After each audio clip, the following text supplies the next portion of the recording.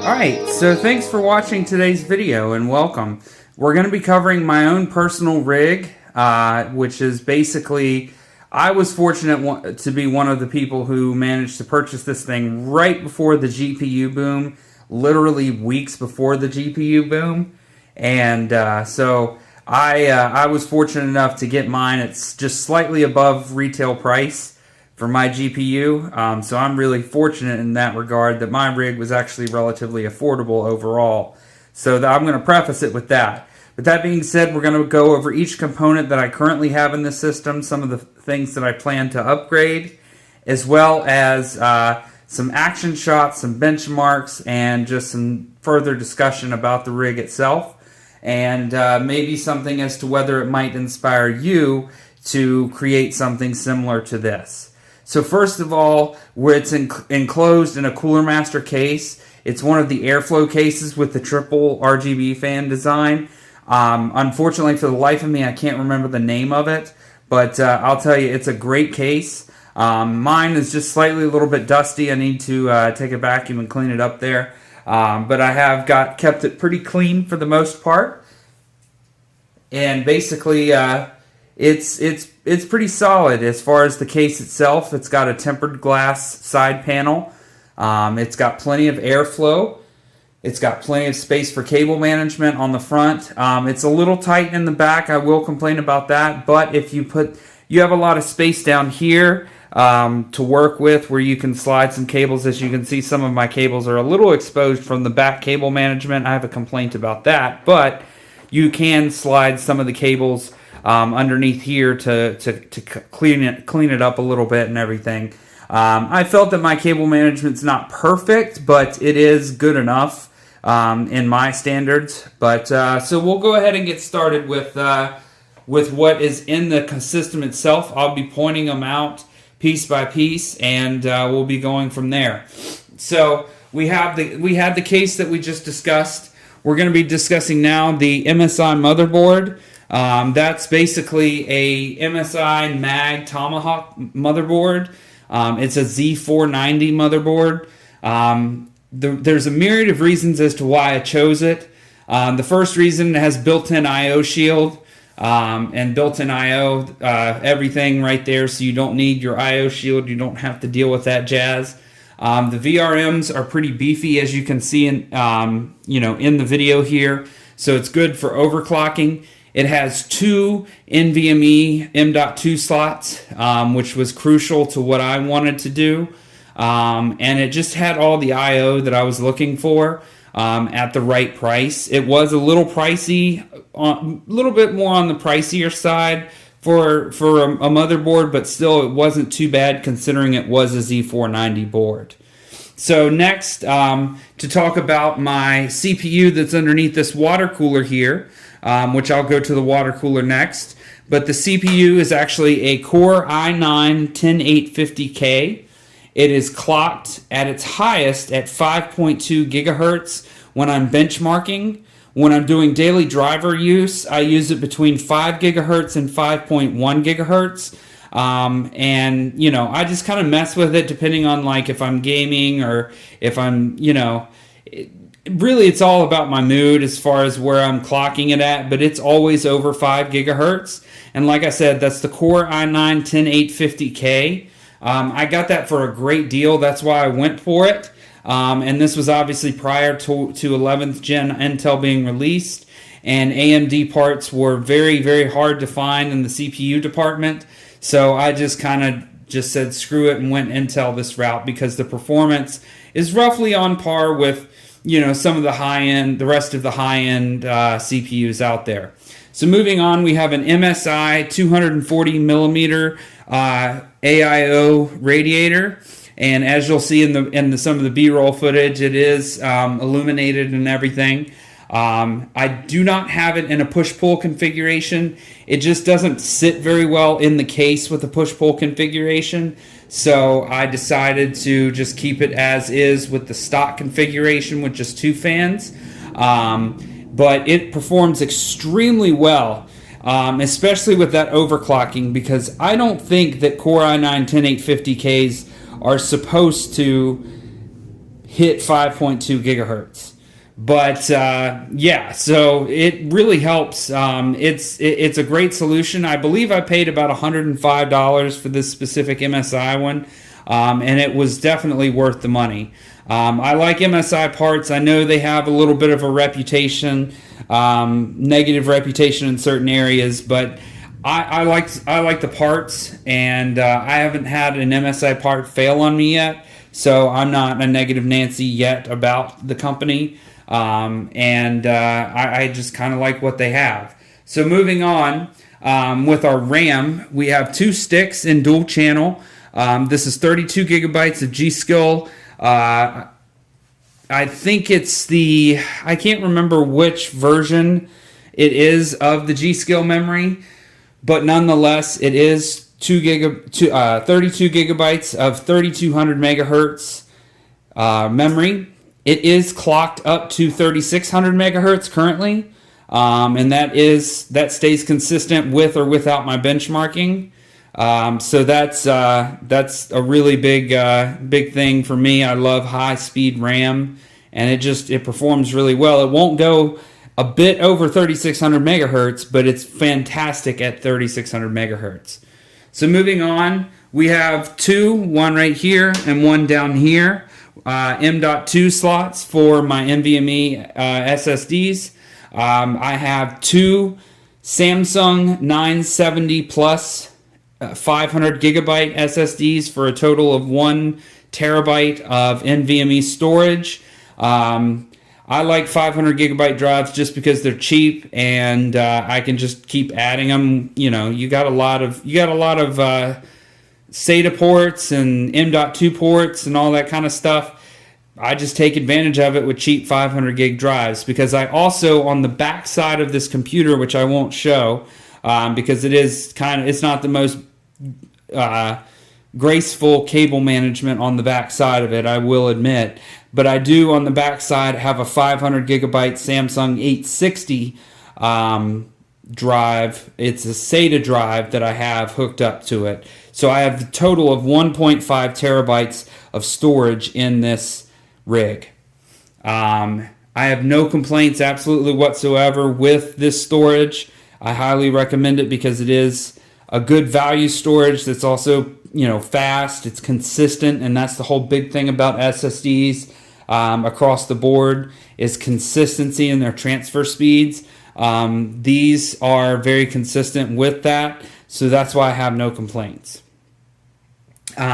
Just to show down here, you can't see it, it's slightly out of frame, but I do have a Thermaltake Tough Power GF1 750 power supply. It's obviously 750 watts. It has Japanese capacitors in it. So if anybody ever tells you that, Thermaltake makes crap stuff, not necessarily. You can get some good quality stuff from Thermaltake. You just have to do your research and vet it thoroughly and make sure that it's the right quality product.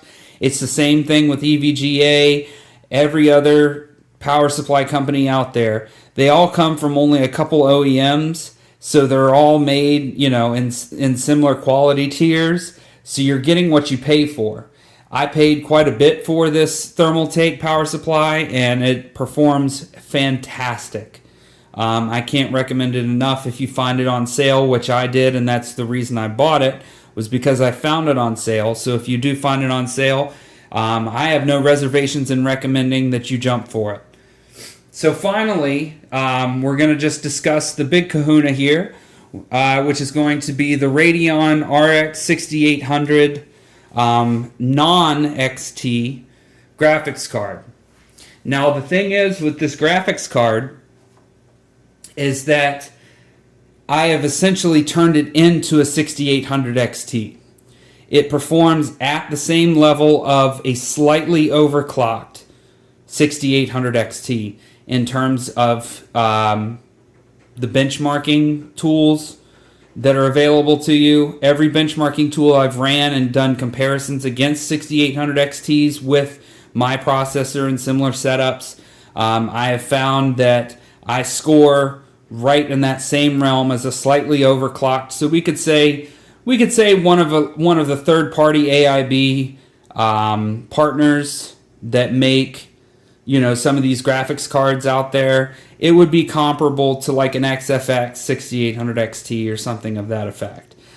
Which, funny enough, that's actually how I was able to achieve the power and get to where it is with it, was I actually wrote to the BIOS. I wrote an XFX 6800 XT BIOS to it, and then I tuned it from there. And I had to do a wattage overhead increase and stuff like that. I currently hold the world record in TimeSpy, which is really what I focus on for synthetic benchmarks, in terms of just overall rig score and everything like that. I do hold the world record for that. I can't remember my exact score, but it's over 16,000, and there's not anybody close by several hundred points. And it's all because of the way that I set this rig up, and that I'm not actually running it too hard. I am pushing it to its limit, but I'm not overdoing it. I'm not forcing it to shut down. I'm not forcing crashes. I'm not just fighting through it and everything. It's actually a stable machine.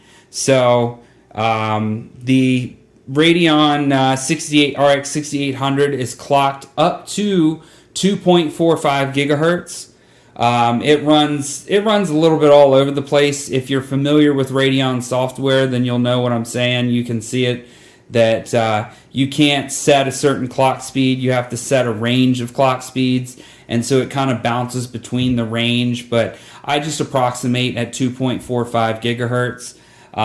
But yeah, essentially that's a regular 6800 XT that's sitting right in there. So that's what I tell everyone, you know, when I'm asked about it. But as you can see with the fan configuration, we have 3 fans up front, we have the radiator fans, and then we have one exhaust fan out the back. It's a pretty simple layout, nothing crazy, nothing too complex, but I like it, and I'm overall very happy with it. And that's pretty much it. So we'll be cutting to some B-roll. We'll be doing a little bit of stuff, and then we're going to jump into some of the I'll show you guys my benchmarks, and we'll go into all that jazz.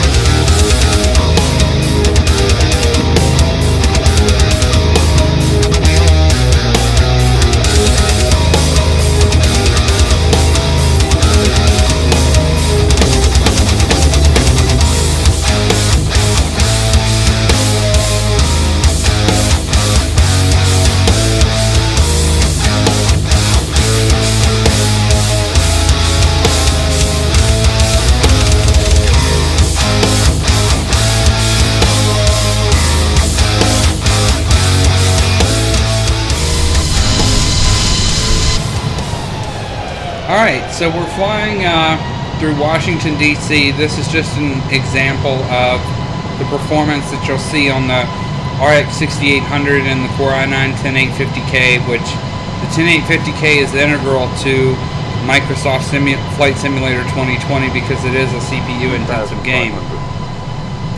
So basically you can see that I get about 40 to 60 frames a second on complete all ultra settings at 3440 by 1440p ultra wide resolution. So it's pretty tolerable, especially for a slow flight simulator game. And that's that's one thing to take into consideration. A 3080 still can't even handle this game that great. So it's really, as long as you've got a pretty decently beefy card, you should be fine with that. It's more so making sure that your CPU is good too, because Microsoft builds Flight Simulator to be a future game. So they constantly update it and fix things and change things and all that jazz. So basically that you're future-proofing the game rather than your system and all that stuff, so it won't become outdated. That's why they last so long.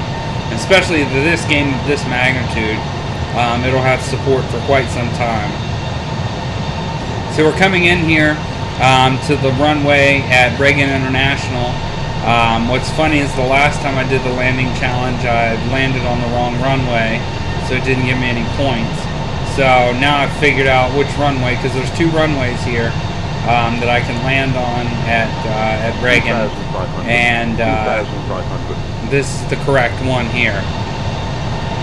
So we'll land it, and then that'll be the example of Microsoft Flight Simulator on the on this PC. And it'll give you a good idea as to whether, this setup will be good for you. Let me cut off this master switch.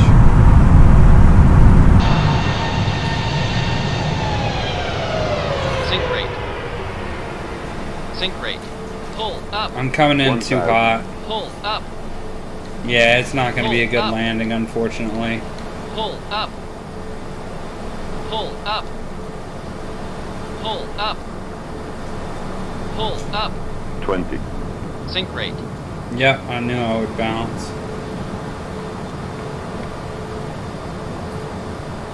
50. Sync rate. Nope, I crashed. But that's a demonstration of the game.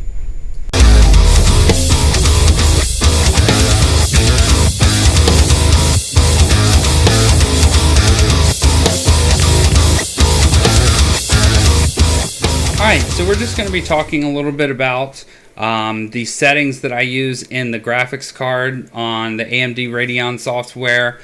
This is my daily driver settings that you can see here on the screen. It is a little high, but my overhead on my graphics card is just absolutely fantastic. So in all reality, it can handle it just perfectly fine. Now, this isn't set for when I do my benchmarking mode, so it is a little bit lower pretty much across the board except voltage and like RAM and power limits and everything like that. But when it comes to the frequency and fan curve, I do have a little bit more aggressive fan curve, and the frequencies I adjust a little bit when I go for benchmarking. But this works perfectly fine outside of a couple Ubisoft games for some reason. It's just a couple of them, and I don't know if it's my CPU or if it's my GPU that causes it. I never really tried to troubleshoot it. I just kind of gave up on it. But this is some good performance benchmarks that you can try to aim for with your RX 6800 to see if you can match what I do. And if you can keep your current and junction temperatures on your fans down, then you'll be in really good shape. Alright, so here we can see a rundown of the specs and everything, and how the system is performing. Let me go ahead and clear the min-maxes on this so you can see it as it currently sits, all the packages. So we'll go ahead and look at the hardware monitor.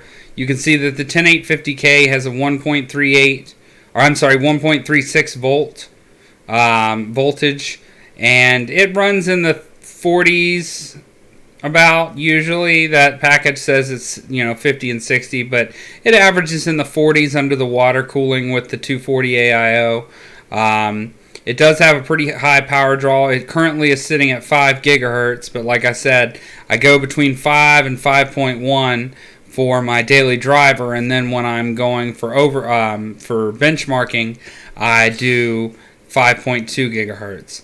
Then you can see that there's pretty good ambient temperatures on the RX 6800, especially when it's not in use. So we'll move over to GPU-Z. As you can see, it's a 6800 on the Navi 21 7nm architecture. GDDR6 256 bus, 16 gigs of that DDR6. It is on the latest driver and everything, so you can see all that jazz to confirm that. And then on CPU-Z, we've got the the 10850K. It talks about everything there. It talks about that it's currently clocked at 5 gigahertz. We have the memory clocked at 3600 megahertz, 32 gigabytes of DDR4 dual channel RAM. So it benchmarks quite well. Yeah, that's pretty much it as far as the rundown on the specs inside of the machine. So now we're taking a look at the 3D Mark TimeSpy results. That's usually what I use as my synthetic benchmark of choice. I've done Cinebench, I've done some of the other 3D Mark stuff, but I typically just stick with TimeSpy as being my benchmark just for me to mess around with and try to hit targets with and compare scores. So basically, like I said in my parts rundown, my RX 6800 is equivalent to a stock or slightly overclocked 6800 XT, and that I figured that out just from looking at 3D Mark, because the average score for a 6800 XT is just over 17,000. So if we look here, we can see that I possess the two top scores at 16,645 overall score and 16,441 overall score. The big thing here is that at number 1, I hit 16,931 graphics score and 15,191 CPU score. Those are both the highest scores for this. All three of those are the highest scores across the board, so I have the complete world record for this specific setup. And I have a bunch of other ones that I was just messing around with. I need to delete them out of there, but the big thing was I had it clocked at 5.2, but the interesting thing was it registered my GPU core clock at being lower than what some of the other ones were, especially my other run. It showed it significantly lower core clock, even though it scored higher on the graphics score. So when we go into here and take a look at the 16645, you can see that it's better than 99% of all results. It's on par with a premium gaming PC almost. I can hit 17,000 on this, so it's not like I can't hit it.